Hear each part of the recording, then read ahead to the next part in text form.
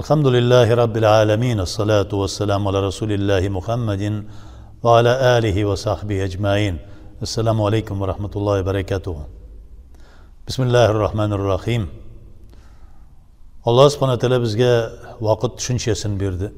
Hem şol vakitler bilen ant etti. Köpme Kur'an'ın ayetleri şu vakit bilen Allah Teala'nın ant etkenini görsete. Vel gasr. Gasr bilen ant etem. İkindi vakiti bilen ant etem. Yaki gumumen vakit düşüncesi bilen ant etemdi. Vel duha.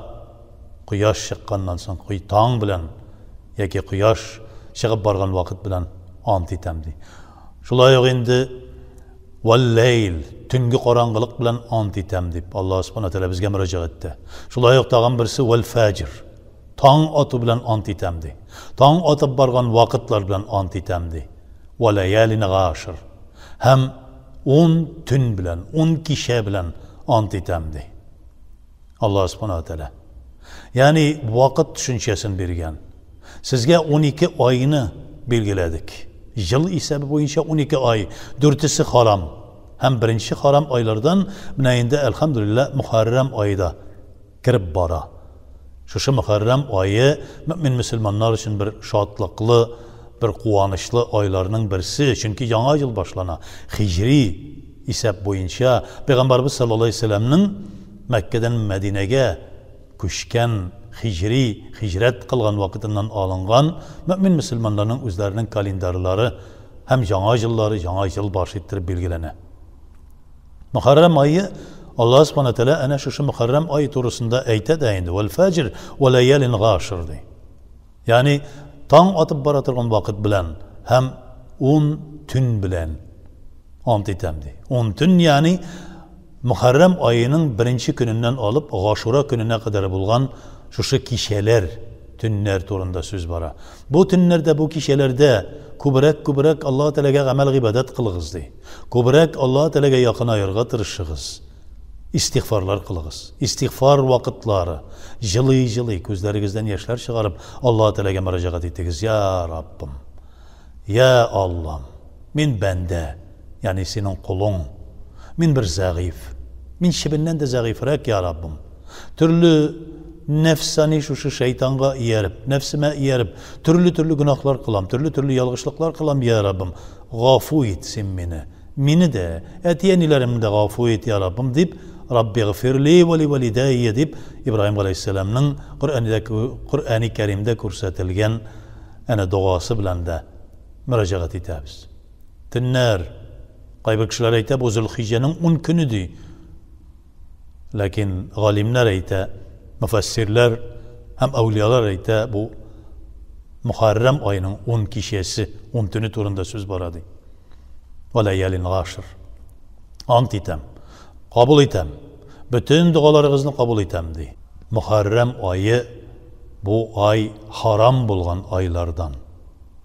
Yani bu ayda, bu haram bulgan aylarda kutsi bulgan, izgi bulgan aylarda kabahatlik, yaman işler, naşar işlerge tıyılgan, naşar muamelede bulu tıyılgan, gil izgilikte bulup yürürge Allah Teala koşa. 10 gün boyunca dualar kılabız, 10 gün boyunca Allah Teala'ya Kur'anlar okuyabız, uraza tuturga tırışabız, bulur alsak 10 gün boyunca. Şunun 10. gününde Aşura günü. Aşura bik ulu ihtibarga layıklı bir gün. Zamanında Hicri 2. senede, 2. yılda Kutiba aleykumus siyam ey iman getirgen bendeler sizge uraza farz buldu. Mektup buldu. Şehru Ramazan'da deyip Allah subhanahu teala belirtkençeye kadarı mümin Müslümanlar için bu vacip idi. Aşura gününü uraza tutu. Lakin indi şundan soň bu ayetler kelgenden soň bir nafil bularak kaldı. Nafil bularak elbette qaydan Peygamberimiz sallallahu aleyhi ve sellem bunu kurdu degende ol ilikde uraza tuta idi. Amma Medine'ye köşkeş Yahudilerinin hem ehli kitapның da şu uraza tutkanlığın köre. Bu nişte bu günni siz uraza tutasız deyip soragaç Yahudiler ul vakitte Musa aleyhisselam Firavun zulümünden kutulgan gün şuna göre Şunu hürmetlep urazat tutabız dey. Peygamberimiz sallallahu aleyhi ve sellem men Musa aleyhisselamga sizga qaraganda yaqinroq, chunki biz bir nesildan kelamiz dey. Men ham ümmetime bu kunni urazat tuturga tiyishli bo'lashaq dey. Ondan so'ng albatta ümmetine nafil bo'lib qala. Lakin nafillar Peygamberimiz sallallahu aleyhi ve sellemga vacib bo'lgan narsalar, tahajjud namozlari kebek. Tahajjud namozlari, Ashura urazalari ul albatta Peygamberimiz sallallahu aleyhi ve sellemga vacib bo'lsa da bizga nafil. Chunki biz onu her daim ko'tara olmabızdır. Allah Teala şunu bildirdi. Şu Yahudilerge o'xshamas uchun Peygamberimiz sallallahu aleyhi ve sellem aytdi. Chunki kim bir qavmga o'xshab yurdi, shunga o'xsharga tirishib yurdi ise, vafot bo'lib ketdi ise, hashrul maydonda qiyomat kunni olar bilan bir safda tirgizilirdi. Olarga o'xshamas uchun yoki 2 kun ittirib, oldagi kun bilan shu Ashura kunni yoki Ashura kunni ham Ashuradan so'ng tag'in bir kunni 2 kun ittirib tutsak xayrli bo'lurdi. Yoki endi 3 kun ittirib tutsak, oldagi kun Ashura kunning o'zi ham endi anardan so'nggi bo'lgan kunni urazat tutsak da bek xayrli bo'lurdi. Ashura kunida bek ko'p voqealar bo'lgan. Nuh alayhisalomning Alloh taolaning g'azabidan qutuluv, shu İbrahim aleyhisselamның Namrud otundan qutuluv, Musa aleyhisselamның şu Firavun zulmünden qutuluv, İsa aleyhisselamның teriga qadaqlanуundan qutuluv, yani onun uğruna onun bir düşmanın qadaqlab qo'yalar. Allah subhanahu wa taala o'z huzuruna ala. Hem indi Peygamberimiz sallallahu aleyhi ve sellem şu günlerini hürmetlep Peygamberimiz sallallahu aleyhi ve sellem de şu Ashura gününde büyük zor Allah Teala'nın rahmetleri inge. Şuna göre hürmetlep biz o gününü Allah Teala'ya olu bir ibadet bilen ötkererge tırışabız. Zikir tesbihler, Kur'anlar, namazlar, nafil namazları, nafil urazaları, nafil sadakaları, Kur'an okular, zikir tesbihler, bu bütün üstüde bulurga tiyişli. Mümin Müslümanın üstünde bulurga tiyişli. Ulanı Allah Teala'nın aşığından qutqaratırgan gameller.